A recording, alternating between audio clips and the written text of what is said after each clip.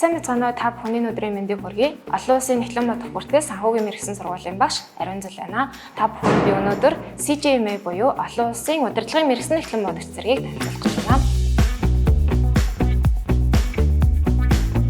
Манай санал болгож байгаа хөтөлбөрийн хувьд санхүү эдийн засгийн сургуулийн бакалаврын зэргийг горлон суралцахаас гадна СИМА нийгэмлэгээс олгож би CJMA Олон улсын удирдлагын мэргэжсэн Эхлэн бодох зэргийг давхар горлон суралцах боломжтой богино хугацааны хөтөлбөр гэдгээрээ даваа талтай юм аа.